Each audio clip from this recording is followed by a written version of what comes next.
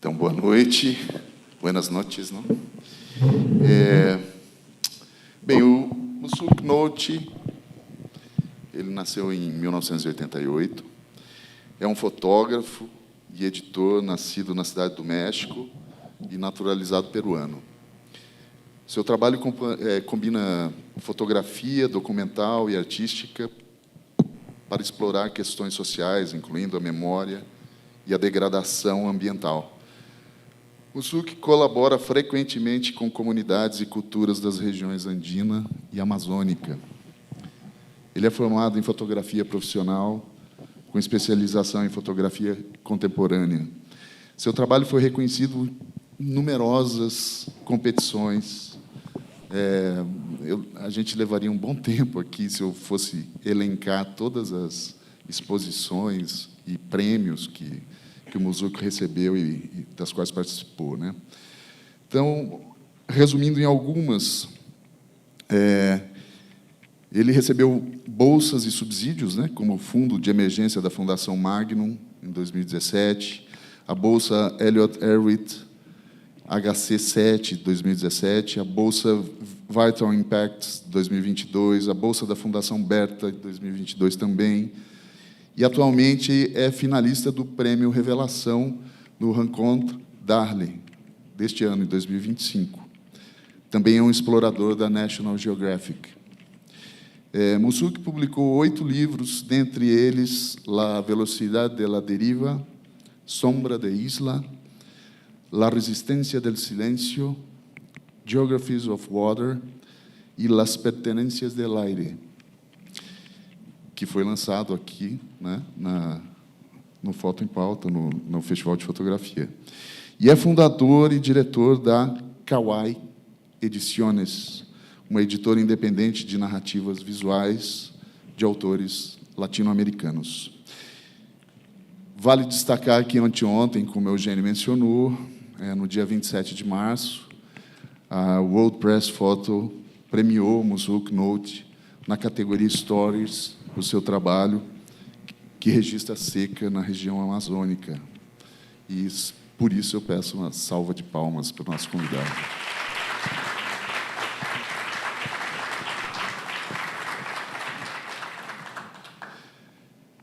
Bien. Para empezar, empecemos por el inicio, ¿no? Así que eres fotógrafo y editor, pero ¿qué fue primero? ¿El fotógrafo ou el editor?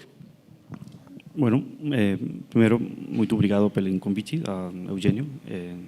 Eu sinto muito em casa, na Brasil, e isso vai sair tudo português, vou falar agora. Agora vou trocar a espanhol. Bueno, yo me dedico principalmente a la fotografía, pero desde siempre he tenido un interés por la relación con la edición. Mi primer trabajo fue como asistente de fotografía en una revista que se llamaba Etiqueta Negra, que era una revista de crónica. Muy conocida. Sí, y yo, digamos, muy jovencito tuve la oportunidad de ser como quien buscaba los portafolios y se encargaba de proponer, ¿no? Y siempre me ha interesado ese espacio de interlocución, casi como volver a fotografiar, ¿no? El trabajo de edición, tanto del elegir, como de secuenciar, como de pensar en cómo las imágenes se desplazan en las páginas, es casi como el repetir el ejercicio de estar en la calle, en el espacio, fotografiando. Entonces, en el 2013, ya hace 12 años, empecé con un amigo, con Fernando Fujimoto, la editora, que se llama Kawai Ediciones, inicialmente pensando en publicar fotografía documental, pero luego se comenzó a abrir a otras áreas. Y desde ese momento la editorial como ha empezado a tomar forma, de alguna manera, apostando mucho por proyectos de largo plazo que tienen implicaciones o intereses de generar discusiones, preguntas en temáticas sociales, ambientales, políticas. Y esto es un poco una selección de los libros que hemos publicado. Pero volviendo un poco a la pregunta, creo que la fotografía viene antes, ¿no? de la edición, pero me interesa siempre estar como en este espacio de ida y vuelta, ¿no? Sí, pero el interés por la forma del libro surgió también con el interés por hacer fotografías, por trabajar en campo, por hacer crónicas, por el fotoperiodismo. Sí, o sea, específicamente respecto a la editorial, un poco esto nace por esta expectativa de autonomía, de autogestión, de no necesitar a una editora, digamos, de una editora me refiero como una… Encomienda. Sí, como tener autonomía de decisión, ¿no? Yo quiero hacer un libro, lo imagino así, y encuentro los recursos conceptuales, técnicos, gráficos y de producción para convertir el proyecto fotográfico en un libro, y tengo también autonomía de dónde lo hago circular. Y creo que en ese espacio de, digamos, de autonomía, vuelvo a decir, es donde se generó como una especie de motivación adicional en el hecho de ser como, de empezar con la editora y buscar espacios de difusión para los proyectos. Sí. ¿Y podría explicarnos el nombre de la editorial? Sí, la editorial se llama Kawaii, K-Q-H-A. W. Nunca imaginamos que la editora iba a quedarse tantos años, entonces fue un nombre casi como poner un nombre a una banda de rock, ¿no? Significa en quechua observar o mirar, y no sé por qué se nos ocurrió que Kawaii funcionaba con las siglas KWY, no sé por qué.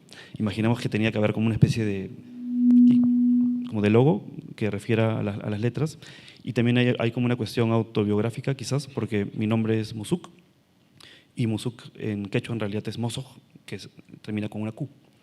Y cuando se escribe en español Mosoj, se cambia la Q por la K. Entonces también cambié la Q por la K en el nombre de la editora. ¿Y Nolte? ¿De dónde viene el Nolte apellido? es alemán. Alemán. Sí, tengo una mezcla bien como rara, un poco extraña, porque yo nací en México, mi padre es mexicano, mi madre es peruana, pero la familia de mi abuelo migró de Alemania inicios del siglo XX. Así que no tiene nada que ver con el actor norteamericano Nick Nolte. No, No, no lo sé, creo que no. Que sí.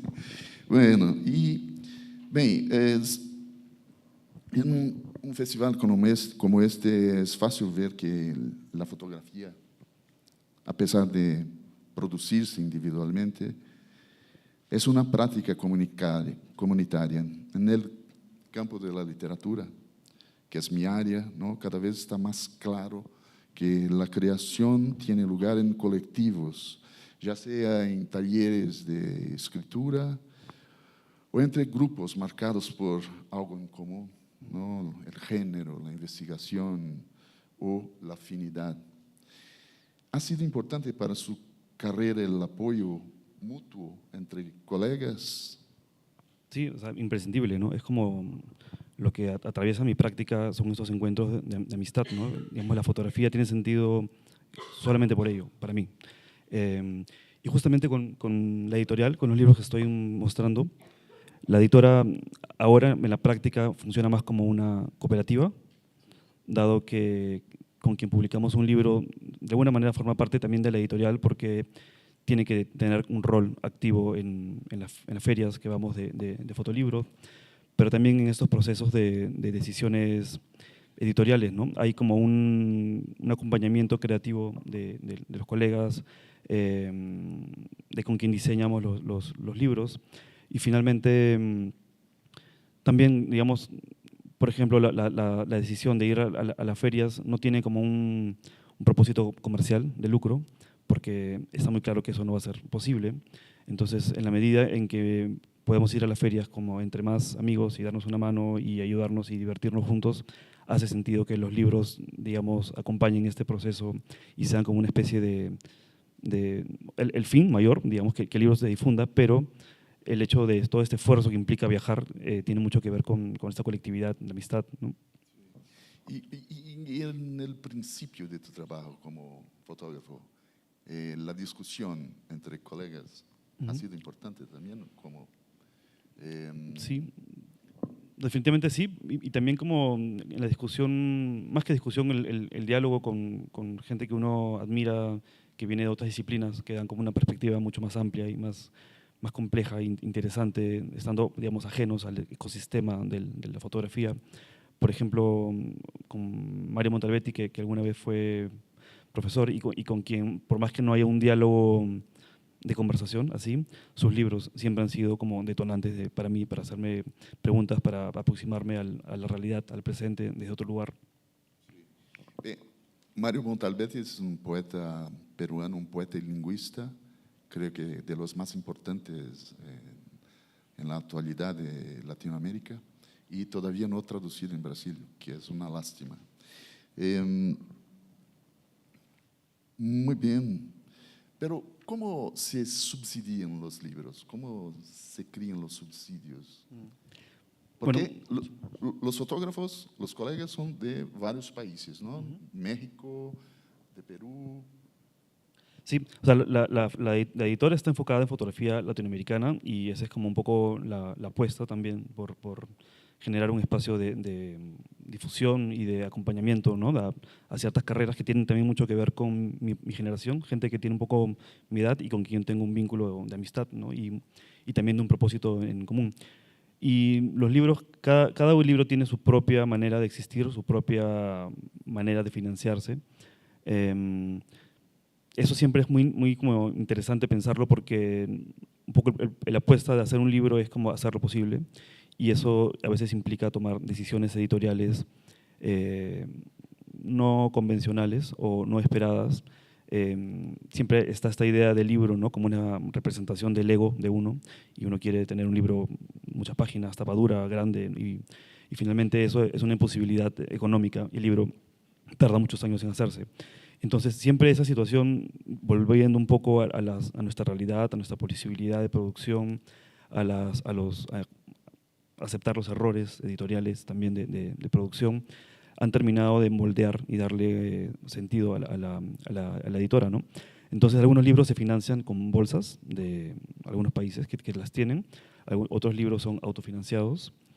La editora, digamos, yo no cobro a los autores por el trabajo de edición ni de dirección editorial de los proyectos, y esta cosa de la cooperativa funciona en la medida de que nos repartimos los libros en porcentajes, ¿no? Mi retorno como editor es un porcentaje de libros, los autores se quedan con la mayor parte de los libros, entonces tienen que tener un rol activo en la venta y la difusión de sus proyectos. No soy como una empresa que te hace un libro y que se encarga de todo, ¿no? No me interesa tanto esa relación transaccional con los autores porque no hay un fin de lucro, finalmente, ¿no? ¿Y hay algún libro así, que la limitación gráfica de recursos o de falta de recursos determinó el diseño del Todos. libro? ¿Sí? ¿Todos? Sí. Tengo una selección de imágenes un poco más adelante de un libro que se llama Sombra de Isla y que era un libro que surgió muy como impulsivamente, ¿no? Como quería hacerlo porque sí y tenía $500 para hacerlo y encontré, digamos, la solución gráfica conceptual para poder llevarlo a cabo. Y finalmente es un libro como que tiene cierta modestia, no es perfecto, digamos, en términos de impresión, pero hay como una crudeza material que le da cierta personalidad. Y creo que todos los libros, de alguna manera, tienen eso. Curiosamente, los libros que han costado más en la editora, que son específicamente dos, en términos de que los hemos impreso, no sé, en Europa o en China, y que tienen esta apariencia más profesional, no sé, como más limpia, son los que han funcionado menos comercialmente, ¿no? Entonces es interesante también cómo hay esta… La falla. La falla también y esta deriva, ¿no? de darle cierta impronta de precariedad, pero lo cual no implica que esté mal hecho, ¿no? Sí. Me regalaste el Sombra de Isla y bueno, es un libro chiquito con pocas páginas, pero y tiene unos puntos de impresión grandes, ¿no? Que me acuerdan un poco la repografía, el Xerox, cosas así. Está hecho en donde se hacen volantes, ¿no? Básicamente. Es papel de fotocopiadora, una sola tinta, por lo cual tiene mucho negro y mucha parte de las imágenes también se van oscureciendo, desapareciendo. Un rato vamos a ver las imágenes de eso. pero también era parte del proceso, porque un poco el proyecto profundizaba sobre ello, ¿no?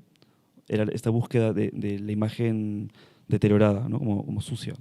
Sim. Bem, aqui estamos vendo, né, algumas das imagens da série premiada da seca no Amazonas, pela World Press Photo. São impressionantes as fotos, não? Daqui a pouco a gente chega lá. E, bueno, nesse processo, existe alguma diferença entre editar os livros de outros fotógrafos e os tuyos propios? Totalmente sí, porque cuando edito mis libros no tengo claridad, me siento muy torpe, como que no hago muchas maquetas, dudo mucho, muy indeciso y me siento como que me faltan como herramientas, capacidades, ¿no? Pero a su vez también como quiero tener el control de mi libro, entonces como me es difícil como buscar interlocutores. Pese a esto, sí hay como un par de amigos con los que siempre trabajo y compartimos los proyectos editoriales y editamos juntos. Jorge Panchoa es uno de ellos, es un fotógrafo colombiano. Y hay también esta como complicidad, ¿no? de estar como compartiendo el entender cómo piensa el otro. Y cuando yo digo un libro de otra persona, creo que hay como una experiencia también que se ha ganado en los últimos años y trato de percibir un poco también desde la intuición qué es lo que está buscando, ¿no? la autora o el autor. Y ahí siento que hay como, también me interesan estos procesos mucho más intuitivos, impulsivos, o sea, como del hecho de ver un proyecto fotográfico y hay cierta como claridad que se revela de cómo compartirlo en libro, ¿no?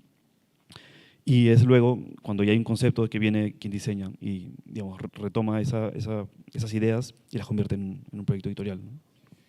Así que essas idas e venidas, uma forma de experiência, não é? É a forma de fazer o caminho para o próprio livro final, não? Como uma experiência de se tirar o livro, arrancar o livro do livro, de certa forma, não? Seria assim. Creio que em los libros, em la escrita também um pouco assim, porque se escreve muitíssimo para se chegar a uma forma mais precisa, mais exata, menor, quizás, pero mais definida, não? E, muito bem, sim, vocês vão ajudar a gente nesse papo, assim que tem um microfone que vai circular por aí. Vocês podem fazer a pergunta em qualquer língua, alemão, não. Não. Bem, Sombra de Isla, sí. Ahí. Ese es el libro que mencionaba. Ahora. ¿No? Bueno.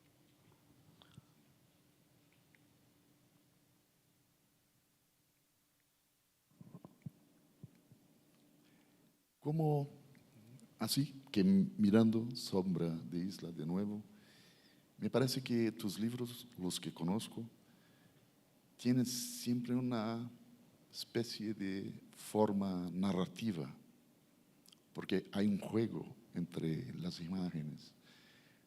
¿Cómo se llega a esto? ¿Hay un tema inicial? Creo que como que todos los proyectos de alguna manera se conectan y se enlazan. Hay como una continuidad, ¿no? de una especie de fantasma del proyecto anterior que permanece en el siguiente proyecto y que a mí me da como herramientas de vincularlos también, ¿no? Desde el lugar creativo. Para mí, digamos, cuando edito mis libros, sobre todo estos, este y el libro de la ayahuasca que voy a mostrar después, tiene que ver mucho con ocultar y develar, ¿no? Estar en este diálogo permanente de lo que uno deja de mostrar, de cómo propone, digamos, la pausa de esta imagen, de esta imagen que queda en la retina y cuando uno pasa la página se conecta, esta sensación, digamos, de acumulación, de estar como sumando significados, significantes, en realidad, resulta como una manera de entender del proceso editorial. Y en este caso es justamente eso, ¿no? Es como las imágenes generan una especie de diálogo, de cierta continuidad, y particularmente en este libro funciona porque las páginas continúan. O sea, la imagen continúa en la siguiente página y hay una sensación, digamos, de movimiento, ¿no? Y además en este caso también está presente la palabra, ¿no? Que es algo que comentaste en las preguntas, que tiene que ver también con esta especie de diálogo, ¿no? De soliloquio quizás que uno establece con la poesía y con la palabra y con la poesía específicamente que produce imágenes, ¿no? Y en este intercambio con las imágenes que pretenden generar nuevos imaginarios, siento que hay como un lugar de encuentro que me importa mucho y me interesa promover. Y justamente este libro tiene un poema de Roberto Juarros que abre el libro y un poema de Leopoldo María Panero que lo cierra, ¿no? Al contrário. Eso. Sí, esse livro tem o Sombra de Isla, né? Cujo nome já é enigmático, né? Sombra de Ilha. Ele é aberto por 2 poemas. Um da abertura é do poeta espanhol Leopoldo María Panero e o outro e encerrado por um poema do Roberto Juarros, que é um poeta argentino. E pero como de cierta forma tus imágenes, tus fotografías establecen una especie de diálogo entre la realidad y el sueño, ¿no? También hay un diálogo que me parece muy evidente entre la poesía textual, el texto, el poema escrito, y una especie de poesía visual que tiene un carácter de enigma, quizás, porque sí, me parece que hay una narrativa, una continuidad de imágenes, pero que no se establece en algo cerrado, es una cosa abierta y que me inspira mucho, que me parece que establece una relación muy fuerte con el sueño. ¿Es así o no? Sí, totalmente. A pesar de que yo trabajo en el escenario de la fotografía documental, mi relación con la realidad es como ambigua, porque no me interesa tanto la realidad, más bien lo que la realidad puede, digamos, develar en otros niveles, en otras posibilidades, ¿no? Uno está viviendo una experiencia, digamos, terrenal, en una historia. Para dar un mejor ejemplo, este proyecto, que se llama El idioma de los huesos, trata sobre las consecuencias del conflicto armado interno en el Perú, 20 años de dictadura, 60.000 muertos, 15.000 desaparecidos. Y yo estuve fotografiando desde un lugar fotoperiodístico inicialmente estas historias, donde las imágenes cumplían una función de documentar lo que está sucediendo. Pero continuando este proyecto durante 12 años, en lo que devino es en un proyecto que trata sobre la ausencia, sobre cómo se vive el duelo, sobre esta memoria partida, fracturada, y es ahí donde la realidad, como de un retrato o de un espacio, no sé, como un paisaje en los Andes, tiene esta dualidad de hablar de algo más. Y creo que todos los proyectos tienen mucho que ver con eso, de estar siempre sirviéndose de la realidad, del mundo real, pero para imaginar o para describir o para representar un imaginario propio, ¿no? Siento que mi fotografía parte más de ahí, ¿no? De esta necesidad de abstraer el mundo y convertirlo, hacerlo mío de alguna manera, ¿no? Y este proyecto creo que tiene un poco de esa dualidad, ¿no? Estoy contando una historia, estoy documentando un proceso social, político, de derechos humanos, pero también estoy buscando otras posibilidades simbólicas, alegóricas, metafóricas, para hablar sobre esta historia, ¿no? Bueno, hay fotos de esta serie que han sido hechas en un pueblo. ¿Es un mismo pueblo y las personas están implicadas con la guerrilla o no? No, esta es un poco las imágenes del post, digamos, conflicto, de alguna manera, y han sido hechas durante los últimos 14 años, en muchos viajes en distintas comunidades, pero yo sentía que digamos, la historia era una sola, en realidad, ¿no? Y lo que fotografío es un poco los procesos de devolución de los restos óseos a las familias para que puedan cerrar su proceso de duelo. Y también me parece que una cosa que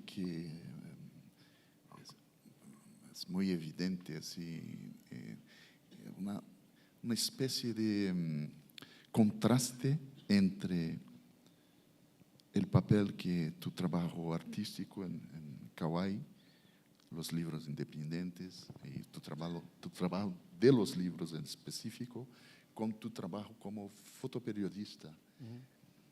¿Y hay una contradicción en este trabajo? En el sentido de que uno está más preso, tiene líos más fuertes con la realidad, una supuesta realidad reconocible, en cuanto que el trabajo artístico tiene más libertad de representación, quizás. O sea, a mí el fotoperiodismo no me interesa mucho, porque me parece que va a una velocidad en la cual yo no siento que tengo capacidad de ir, a pesar de que he trabajado en un periódico un tiempo, y me interesa más este punto intermedio, ¿no? de diálogo, con encontrar una manera de representar las cosas.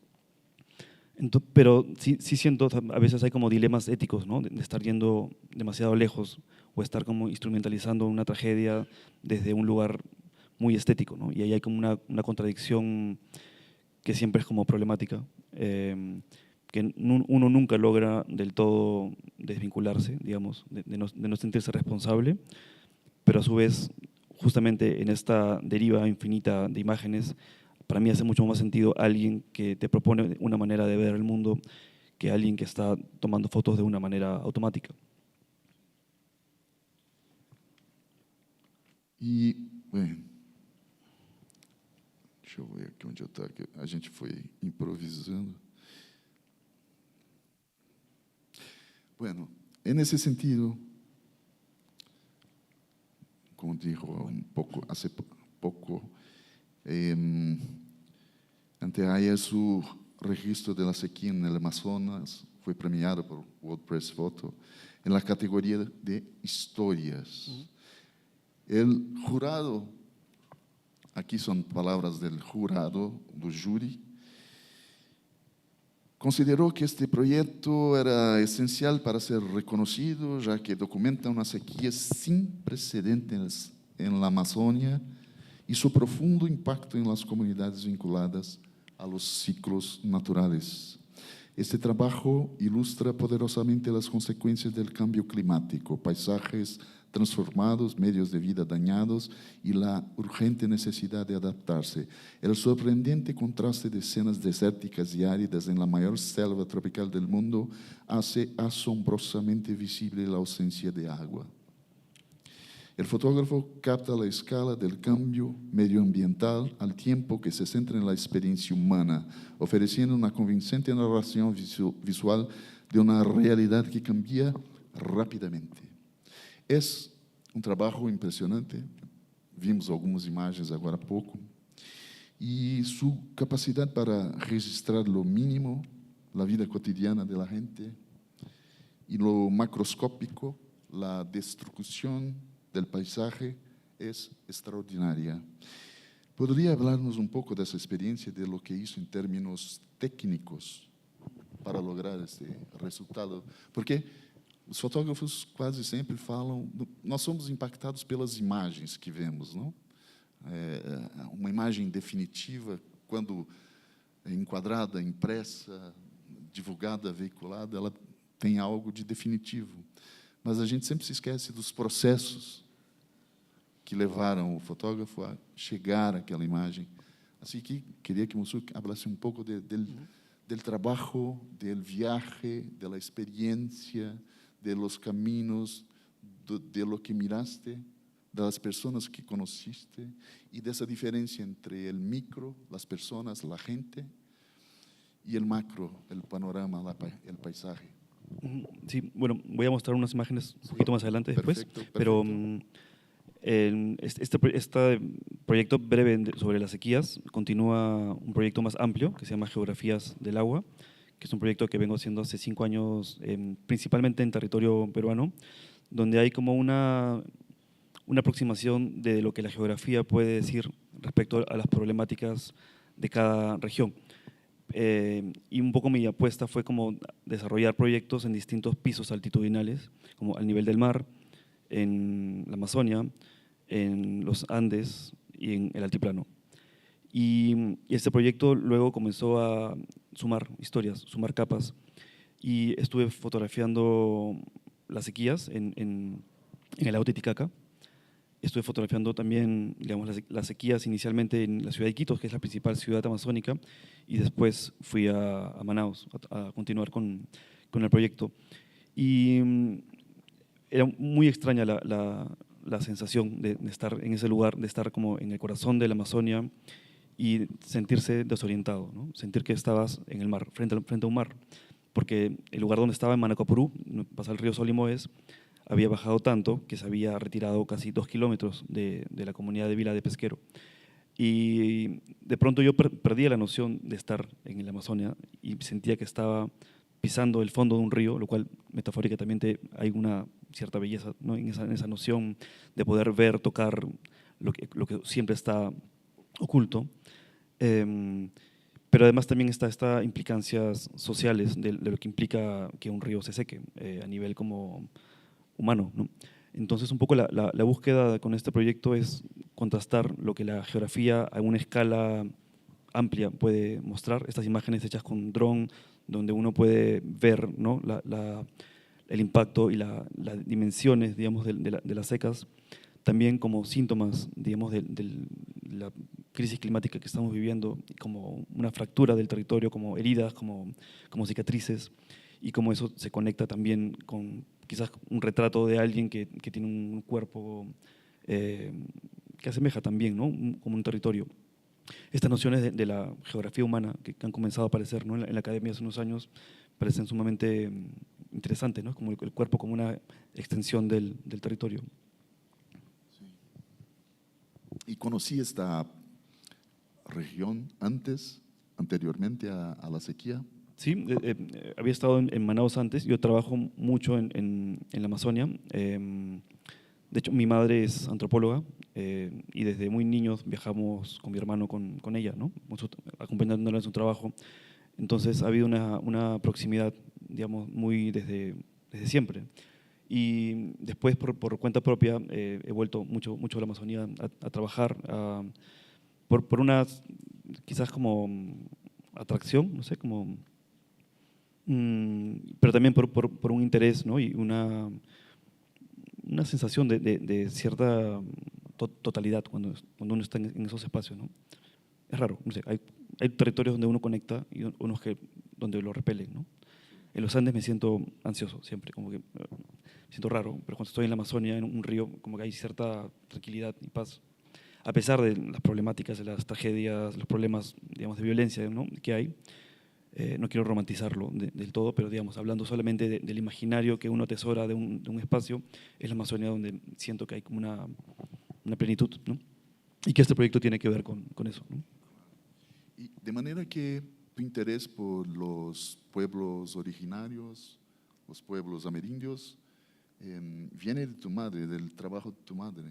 Sí, definitivamente sí, y también desde una plena horizontalidad, ¿no? Como una relación amical real, ¿no? No desde un espacio donde uno se encuentra con un otro, sino hay como mi infancia estaba muy compartida, ¿no? En estos escenarios. Mi madre es como madrina, compadre, ¿no? De muchas personas que, digamos, que en algún momento migraron, ¿no? de los Andes y la Amazonia. Pero a lo que voy con eso es que intento encontrar ese lugar más de diálogo horizontal, ¿no? Que es como una problemática y un dilema también siempre, ¿no? Pero sí también hay como un asombro, ¿no? y un aprecio por este conocimiento que es maravilloso, ¿no? De esta manera de habitar el mundo que viene de un conocimiento formado por años, ¿no? de diálogo, de entender cómo los indicios que la naturaleza da, cómo se construyen los mitos, que es algo que a mí me motiva mucho en mi práctica fotográfica, ¿no? Volviendo atrás un poco, me interesa saber si planteas en geografías del agua, hacer algún trabajo en otras regiones de Brasil, así por el río San Francisco, por ejemplo, que viene bajando más y más, y a punto de casi desaparecer, de sumir. Sí, me encantaría, ¿no? Hay como siempre un problema económico, ¿no? De acceso, de posibilidad de poder gestionar, ¿no? Estos viajes es caro y justamente en las secas era muy costoso moverse porque nadie quería, digamos, llevarte porque corría el riesgo de que su bote se encalle o se rompa o que tenga un naufragio, ¿no? Pero sí, un poco la idea es ampliar el proyecto como a Sudamérica en general, ¿no? He estado trabajando en Bolivia, en Perú un poco, bueno, en Perú mucho, pero y en Brasil un poco también.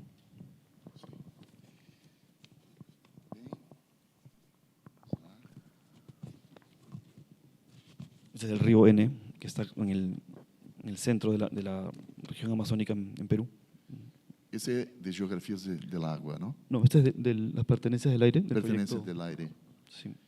Así que los temas o ciertas cosas, ciertos temas, ciertas coincidencias, casualidades, se mezclan en tu trabajo, ¿no? Hay una presencia de los indígenas, sin duda, del mito, del agua, de la luz, por supuesto, de las personas y del claro oscuro, del blanco, del negro, que de cierta manera tornan tus libros, hay una continuidad entre los libros. ¿No te parece un poco? Sí, totalmente, pero además los proyectos se hacen en paralelo, en simultáneo. Sí. Entonces, muchas de estas imágenes han sido hechas en contextos, digamos, más propiamente documentales, quizás del proyecto del agua, pero de pronto encontraba momentos que me permitían hablar de esto, ¿no? Entonces, como había una noción de cambio, digamos, de la mirada de lo que corresponde a este proyecto, y ahora voy a hacer una imagen que corresponde a este proyecto, pero en el mismo momento, en el mismo tiempo, ¿no? Y por eso hay como cierta similitud, ¿no? Como conceptual, pero también visual, estética. Claro. Y el uso del blanco y negro también. Sí, bueno, en las pertenencias del aire, usted registra visiones obtenidas durante rituales de consumo de ayahuasca o busca reproducir visiones internas, ¿no?, del pasado, de tus experiencias con el daime, la ayahuasca. Y bueno, el resultado además de místico es muy poético. En el libro presentado acá en el festival, describes en un texto tus dos experiencias con el alucinógeno, una en la infancia y otra en la juventud. Ambas impresionantes. ¿Podría recordar esas experiencias y contarnos cómo desembocaron en el proyecto del libro? Sí, bueno, como les contaba, mi madre era antropóloga, ¿no? Y tenía una amistad muy cercana con un chamán que se llamaba Antonio Muñoz o Zenén Pani.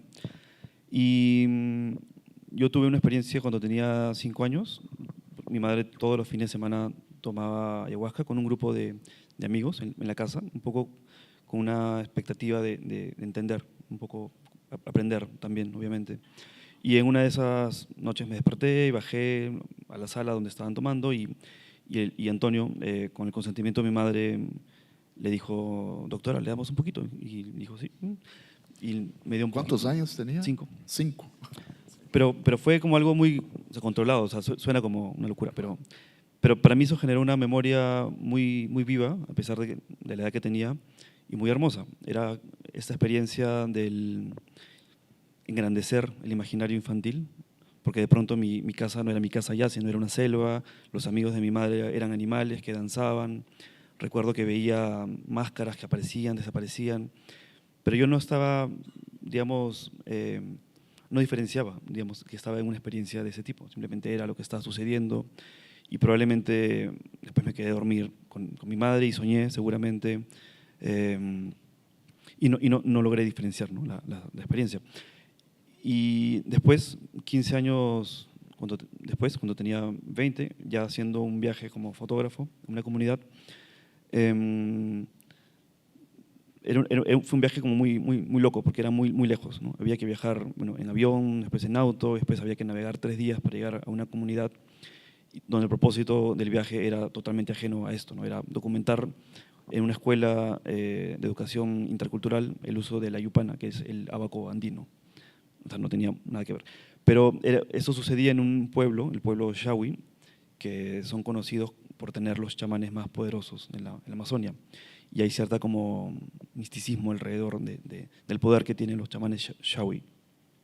Y un par de colegas con los que había viajado querían tomar ayahuasca y buscar a un chamán para poder tomar. Y fue como muy confrontacional la experiencia, porque yo me moría de miedo, no quería hacerlo, pero decidí acompañar a mis amigos a que lo hagan. Y estando ahí sentí como una especie de urgencia, de necesidad, de impulso, casi como un designio de que había que hacerlo. También por el entorno natural que el que estaba era como muy sobrecogedor, ¿no? Y en un acto de efímera valentía tomé un poquito, que no era un poquito, sino era… ¿Más o menos lo que a los 5 años? No, muchísimo más. Y además esto era un lugar donde no va nadie, ¿no? No es algo que se haga para el turismo ni para tener la experiencia de la ayahuasca. Es una medicina, es una purga, ¿no? Que entra en tu cuerpo y te limpia, pero también te destroza, metafóricamente, ¿no? Y fue una experiencia muy dura, o sea, como muy trascendental en el sentido del desafío que supuso para mí entregarme a perder el control, del cual terminé muy agotado porque me costó mucho. En realidad no es que me costó, sino no logré aceptar lo que me estaba sucediendo físicamente, ¿no? Porque lo que sucedió de pronto es que me desvanecí y estuve como 4 horas en el piso, como entre saliendo y entrando, ¿no? en las visiones. Y esta experiencia de estar como esta como corriente que corre por el cuerpo, que te hace sentir que estás muriéndote, era muy viva, ¿no? Y eso me generaba mucha angustia también. Pero a la vez estaban todas estas visiones, ¿no? del entorno natural, de ver como el río debajo de mis piernas cuando en realidad estaba lejos. Y después quedé como 2 o 3 días con una sensación de temblor, ¿no? De temblor, pero también de temblor simbólico y del imaginario, de la mente, de lo que uno, de cómo ve la realidad. Y todas estas imágenes, digamos… ¿Temiste que no volverías? O sea, sí, sentí que me estaba muriendo y lo que me decía el chamán es: venía, tranquilo, no te vas a morir, y me tocaba la cabeza y me metía de nuevo en el sueño, ¿no? Y también esta fue una experiencia reveladora de la relación que tengo con mi madre, ¿no? Porque además la ayahuasca es vista como una madre, también es una presencia femenina, abarcadora en su totalidad, y estaba muy presente, ¿no? en todo momento. De hecho, el libro cierra con una imagen que es como un homenaje, ¿no? a ese espacio. Es una imagen que está por acá, que creo que representa de la manera más directa o explícita esto. Perdón. Y que es para mí, digamos, lo que fue el cierre, ¿no? de esta experiencia con la planta. Y un poco lo que busca el libro es encontrar ciertos momentos, imágenes, imaginarios, espacios, situaciones, objetos que me permiten compartir un poquito, ¿no? de este imaginario propio. Y para mí esto es muy importante porque no hay como una expectativa de estar representando algo que no es mío, que no me corresponde, ¿no? Este es mi propio imaginario, alejado, digamos, de la manera en cómo se representan las visiones de ayahuasca. Para quien la ha tomado, es una experiencia psicodélica, ¿no? De colores fosforescentes, de mucha velocidad, de sonidos muy agudos, casi como ver un calidoscopio, ¿no? Infinito así. Pero esto no es ello, ¿no? Este es un espacio de abstracción donde yo me apropio de cosas que trascendieron en mi memoria de estas 2 experiencias, y que la propia propuesta gráfica de la transmutación, digamos, del humano en lo animal, de los escenarios naturales en lo humano, como esto, ¿no? que es un encuentro de ríos, pero que hacen esta equivalencia como si fuera un rostro. Es un poco lo que buscaba, ¿no? a la hora de hacer el libro. Sí. me interesa mucho tu experiencia infantil con el ayahuasca. Quizás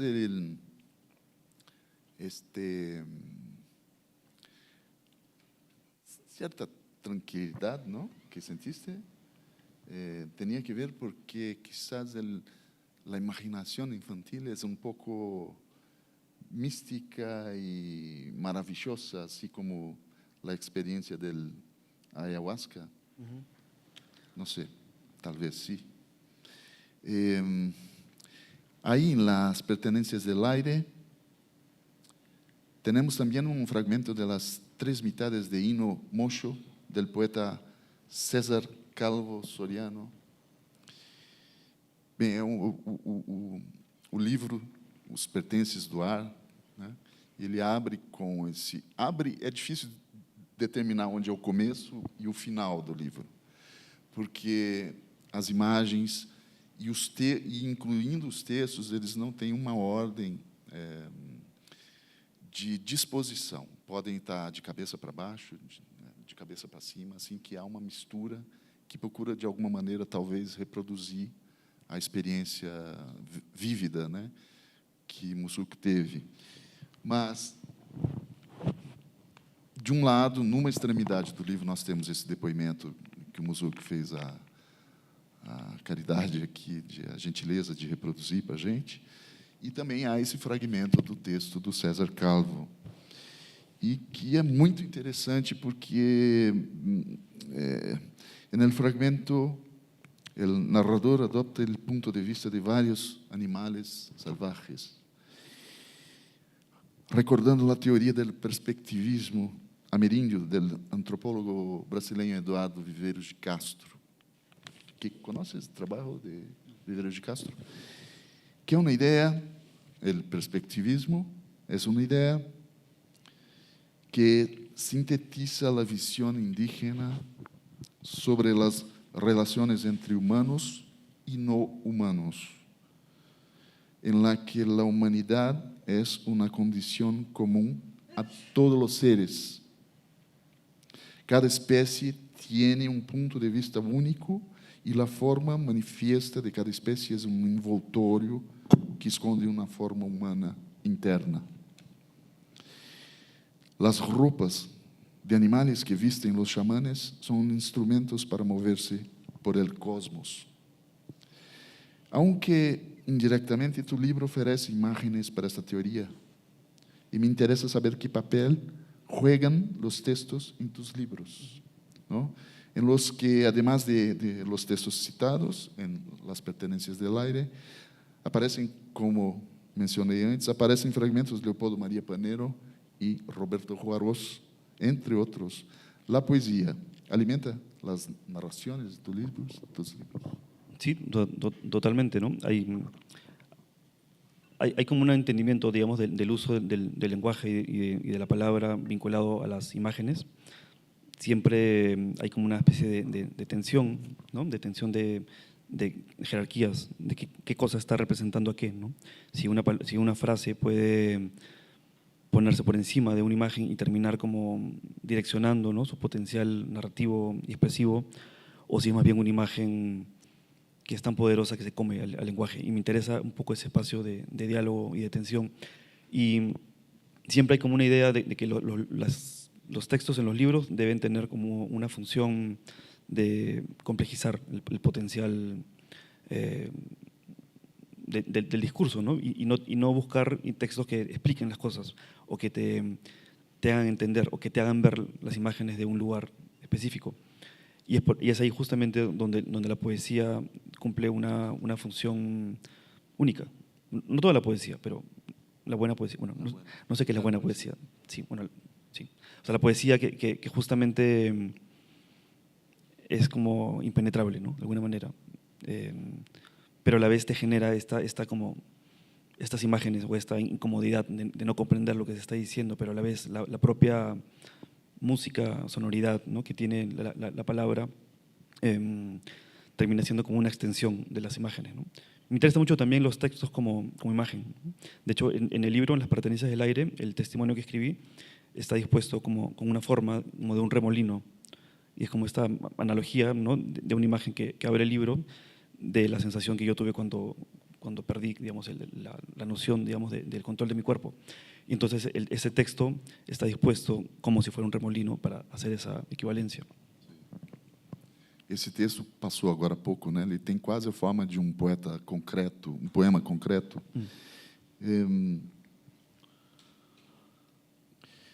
Bem, nós chegamos aqui aos 45 minutos que eu havia previsto, então, assim, que vocês estão convidados a participar, caso alguém tenha uma pergunta. Por enquanto, eu vou fazer mais uma, enquanto vocês pensam. E tem alguém com o microfone aí? Tem? Bem, é só levantar a mão, né? Bem, nas fotografias da sequía no Amazonas, la fuerza de la tragedia es estremecedora. Por la fuerza de la denuncia, claro, pero también por la belleza perturbadora de esas imágenes. Una belleza que tal vez tenga algo de inadecuada. En el fotoperiodismo y en la fotografía documental, ¿hay algún peligro en estetizar la tragedia? Sí, todo el rato, todo el momento, pero también es como una contradicción porque uno se entrena para hacer imágenes buenas, imágenes elocuentes, imágenes que conmuevan, que tengan cierta fuerza. Hay umbrales que uno decide no pasar, quizás salgados como el paradigma de eso, ¿no?, de alguna manera, y aún más para quienes trabajamos un poco en la Amazonia, porque hay cierta incomodidad que uno ve, ¿no? Es como que la belleza transgrede una frontera donde es lo bello por lo bello, ¿no? Y todo lo que está detrás termina siendo, no sé, como irrelevante, ¿no? Pero me parece que es un dilema que atraviesa a toda la práctica fotográfica, ¿no? Pero finalmente es como pedirle a un escritor que escriba mal, ¿no?, o con falta de ortografía, ¿no? No sé si es la equivalencia. Sí, que escribe una escena de horror, pero de manera bella, ¿no? Con bellas palabras, frases, con poesía, con visualidad. Sí. Quizás ese dilema atraviese todo el arte, ¿no? La fotografía más, porque tiene esta función de representar, ¿no?, algo, de contar una supuesta realidad. Y en esa realidad hay personas implicadas que tienen una historia, que tienen una dignidad, que tienen una decisión de aparecer o no aparecer, ¿no? Entonces también hay una tensión de la fotografía documental del espacio público, de qué involucra eso, de una fotografía para qué, con qué función, ¿no? Cuando uno va a una comunidad y quiere documentar la tragedia de la contaminación en las aguas de tu comunidad, es muy difícil como entender el propósito mayor que puede tener una imagen, ¿no? Hay como esa expectativa, ¿no?, de que el trabajo que hacemos va a cambiar algo, que va a tener como una función, una funcionalidad, que va a generar pensamientos, reflexiones, que, por ejemplo, lo de WordPress Photo es interesante porque genera una visibilidad masiva, global. Digamos, las imágenes viajan de una manera, o sea, que otra plataforma no conseguiría, ¿no? Entonces sí pone en relieve una problemática de algo que está sucediendo, pero a su vez también pertenece como al mundo o sea, la idea del premio es como contradictoria también, ¿no?, para hablar sobre tragedias.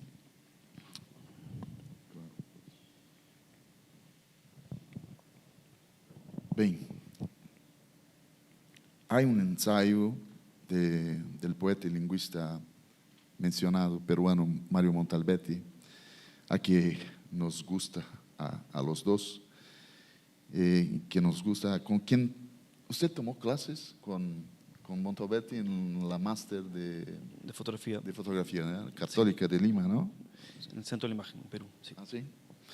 Y ese ensayo de Mario Montalbetti se llama La nuestra es una época visual.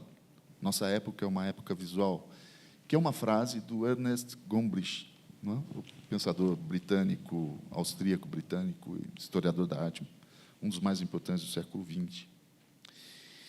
E o ensaio do Montalbán, ele reflete ou reflexiona sobre essa frase, que titula o ensaio,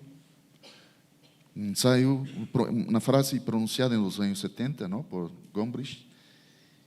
E, basicamente, o ensaio de Montalbán reflexiona sobre o fim da cultura letrada e, portanto, de nossa capacidade de pensar ante a atual avalancha de imágenes. O poeta peruano disse que a distância entre significante e significado, bem, explicando rapidamente o que é significante e significado, usando um próprio exemplo do Montalbán. Montalbán, no seu ensaio, explica que quando nós estamos na estrada e vem um carro na nossa direção e pisca o farol para a gente, não é? Ele está tentando nos comunicar alguma coisa. Se 2 quilômetros depois nós encontrarmos com um carro, com um radar que vai medir a velocidade do carro, nós encontramos com o significado. Se nós não encontrarmos com esse carro, com esse radar, não se estabeleceu o significado e, portanto, o significante não significa nada. É apenas um sinal que nós não sabemos codificar.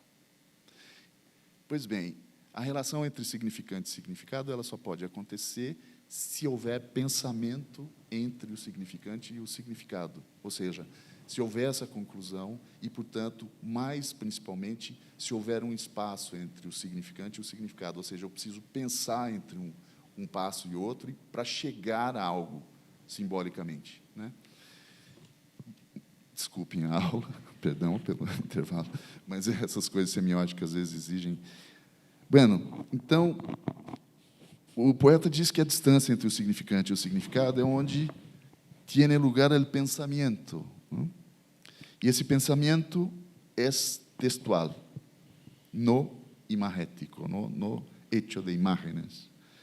Com a velocidade a la que se extienden as imágenes, esse espaço para o pensamento se ha convertido em uma brecha. Solo o significante não diz nada.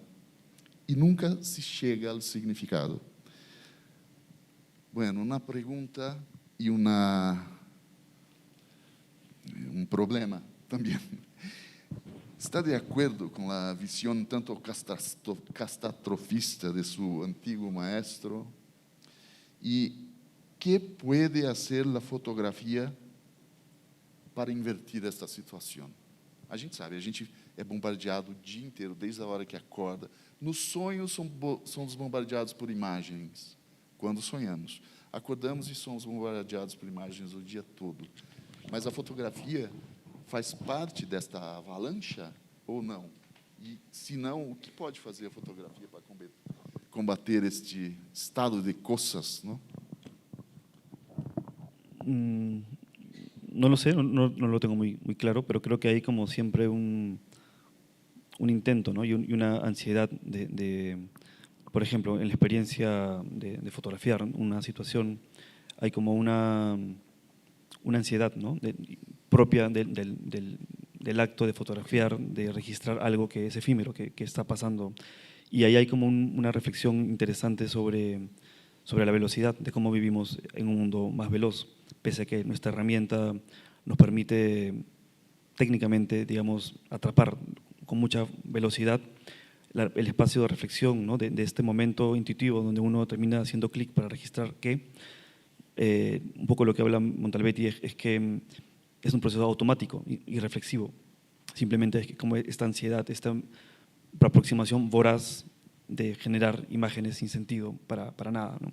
Y creo que un poco lo que nos toca, digamos, a quienes estamos más en el mundo de la imagen es bajarle esa velocidad. Pero hay una deriva inevitable que el mundo impone y propone, ¿no? Y son estos espacios, estos festivales donde hay como se promueve una relación crítica y reflexiva con la imagen, que son como el único espacio de resistencia, ¿no? o de contrapeso. Pero siento que es como un tren bala que ya está lejos, ¿no? Y son ciertos reductos que permiten como ese encuentro con la imagen, de interpelarlas, de entenderlas, de generarles preguntas, pero no me problematiza tanto, o sea, como esa catástrofe, digamos, cataclísmica, ¿no? de cómo la imagen viaja, ¿no? a esas velocidades en el mundo. me parece bien, por el contrario, no sé. Bien, hoje podemos ver exemplo, hoje na exposição que o José Diniz abriu aqui no Museu Santana, podemos ver como funciona a relação da produção de imagens que produz o pensamento, que leva o pensamento. Não sei se você já viu a exposição do José Diniz, mas né, onde ele trabalha com o pau-brasil e as ocorrências históricas e usos do trabalho, e poeticamente trabalha, cria imagens, quase poemas visuais, que exigem a reflexão para se chegar a uma conclusão. Por sorte, hoje eu tinha um artista lá, pude desfazer algumas das minhas dúvidas. Perguntas? Estamos chegando quase ao finalmente da nossa conversa. Você queria falar, queres falar de algo, de alguma série que no hablamos o cosas así? Quizás, o sea, este es el proyecto de Geografías del Agua que estuve contando hace un momento, que reúne muchas historias. Sí. Y aquí, si bien no hay una conexión, digamos, explícita entre imagen e imagen, porque son imágenes de distintos territorios, distintas problemáticas, hay esta búsqueda de usar el agua como una metáfora de cómo todos los territorios están conectados. Por más que la incidencia de un problema en un territorio sea específica e impacte a una comunidad en particular, me interesaba pensar, digamos, todos estos problemas suceden alrededor del agua en ese territorio, ¿no? En este caso, este territorio peruano. Y, por ejemplo, estas son las inundaciones. Esto pasó hace una semana. Esta imagen la hice hace una semana en la Amazonía peruana, ¿no? Que pese 5 años después de 5 meses después de las sequías, esto es lo que está sucediendo, ¿no? Entonces, esta variabilidad del clima es como muy reveladora del momento que estamos viviendo, ¿no? Y bueno, imágenes de las sequías en el altiplano, eso también es el lago Titicaca, en la frontera con Bolivia, un derrame de petróleo en el Océano Pacífico, ¿no? en Perú, y bueno, los problemas de contaminación del agua en las comunidades, y así, ¿no? Son distintas historias que van tejiéndose y van como complejizando, ¿no? este proyecto sobre geografías del agua. Esta es, bueno, es una imagen muy rara, pero es un operativo contra la minería ilegal en Madre de Dios, en una zona que se llama La Pampa, que es una zona que ha sido devastada por la minería ilegal de oro y que ha contaminado con mercurio los ríos. Esta es una imagen de ese lugar, ¿no? Entonces es como buscar todas las historias alrededor de esta problemática, más allá de que temáticamente estén un poco desconectadas, ¿no? Sí. ¿Preguntas? Hola, Nosuk. Mi nombre es Fabio y con todo respeto voy a hacer un breve raconto de todo lo que escuché. Por lo que escuché, muy precozmente accediste a las imágenes con estas imágenes poco usuales que tuviste con esta primera interacción con la ayahuasca. Después los viajes con tu mamá te llevaron por lugares que hoy estás de vuelta. También dijiste que la segunda interacción con la ayahuasca tuviste ese miedo a entregarte. Mi pregunta se está formando a partir de que me pregunto cómo incide en vos, como ser humano, estos impactos que vos reflejás, que nos traes con tus imágenes. Imagino que vas mutando trabajo tras trabajo y de alguna manera, no sé si conseguís hacer una coraza, no sé si conseguís, no sé si no. Quería preguntarte qué mudanzas vas experimentando vos a la par de que la geografía y la naturaleza van mudando. Y la segunda pregunta es, si yo tuviera que comprar uno de tus trabajos, tengo ganas de comprar uno, ¿crees que, cuál me recomendás?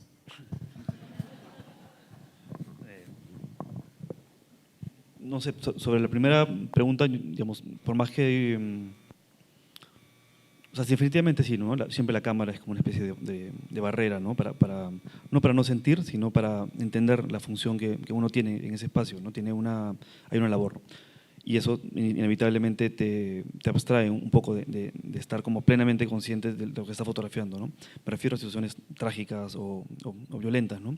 Pero aún así las reflexiones, digamos, suceden de manera posterior y van generando como sedimentando, ¿no? Como algo que se va acumulando de a pocos, y también van como formando un carácter, ¿no? Una manera de presentarse frente al mundo. Pero a su vez, yo puedo ser bastante como tímido y como discreto e intentar como estar invisible, y eso es como algo positivo en mi trabajo documental, pero a la vez es también algo negativo, ¿no? Te expone en esa dualidad. Pero también yo decido volver muchas veces a los lugares, ¿no? Entonces también uno va estableciendo un entendimiento distinto, más complejo, más informado y también quizás un poco más ético, ¿no? Con ciertos espacios. Y sobre lo otro, o sea, a mí personalmente me gusta mucho el proyecto de la ayahuasca, porque siento que permite confluir muchos como que resume mucho de la fotografía que me interesa hacer, ¿no? Ahora. Eso, bueno, sí. Y la recomendación. Eso, un proyecto de la ayahuasca, sí, sí.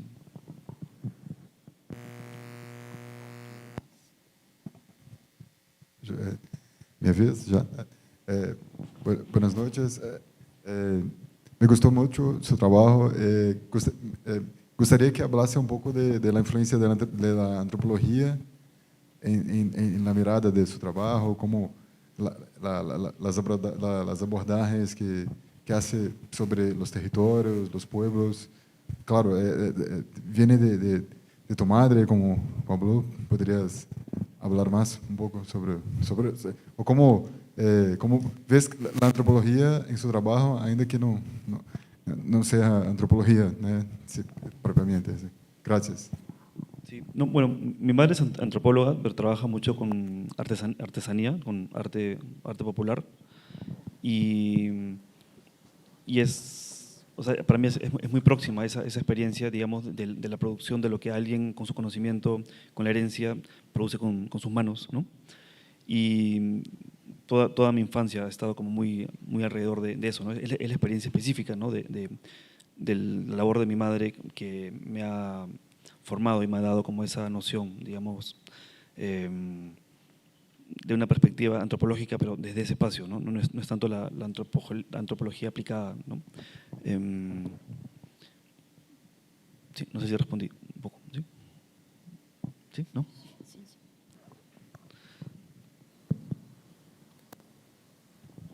Boa noite, gente. Vou fazer minha pergunta em português. Hoje tive uma experiência com um colega hoje aqui do participante, né, que ela apresentava a obra dela de uma maneira muito diferente como eu recebi a obra dela. Ela não é dona da própria obra. E também conversei com outras duas colegas sobre o Enrico Hiller trouxe um caso de que um documental dele sobre os rinocerontes, né, sobre os caçadores, que ele tinha a intenção de fotografar as viúvas dos caçadores para arrecadar uma grana para elas com a venda das fotos, para que elas tivessem um Natal, né, uma Páscoa, mas não lembro se era Natal ou se era Páscoa, uma espécie de compensação para a morte do marido, né, um conforto para elas que ficaram viúvas.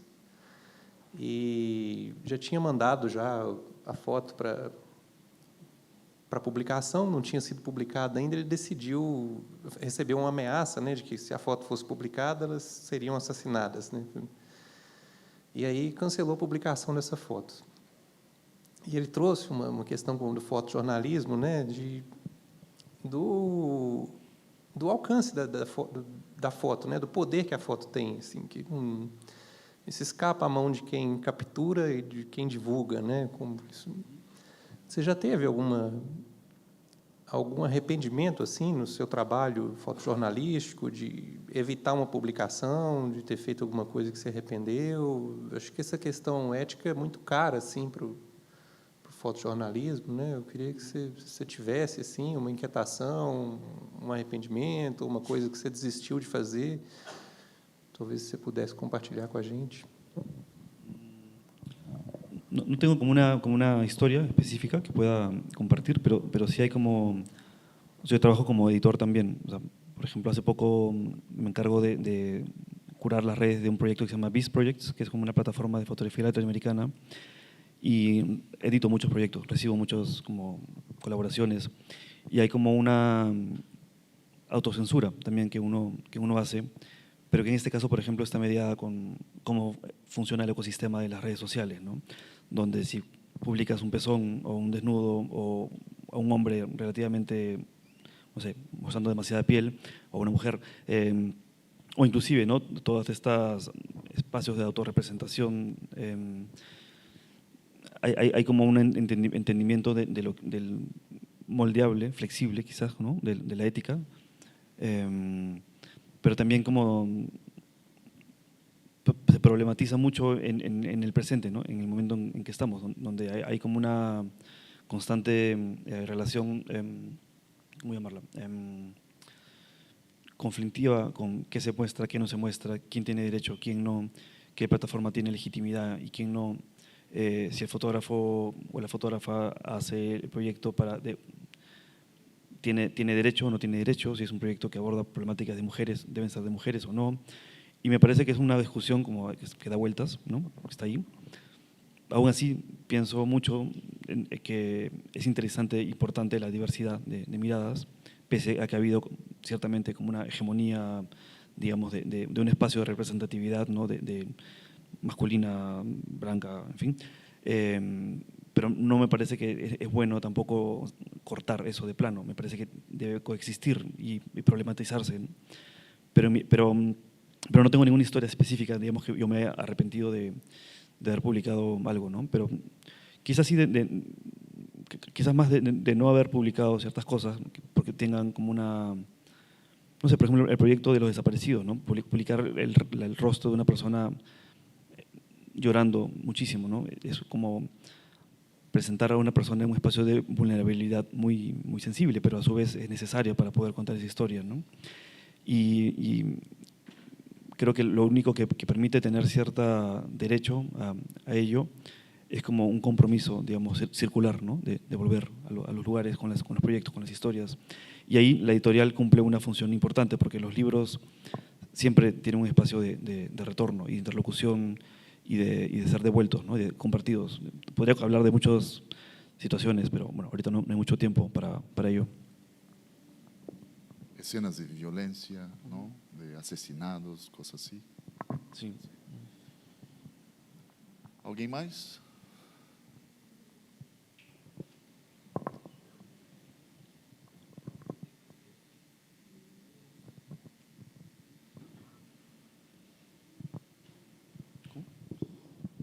Não há mais perguntas? Não? Ah, tem aqui. O microfone está aí já? Ah, acabou, não tem mais tempo. Ah, bem, já temos quase 1h30 aqui de conversa. Eu queria agradecer a vocês todos pela presença e principalmente pela conversa séria e interessantíssima. Obrigado, boa noite.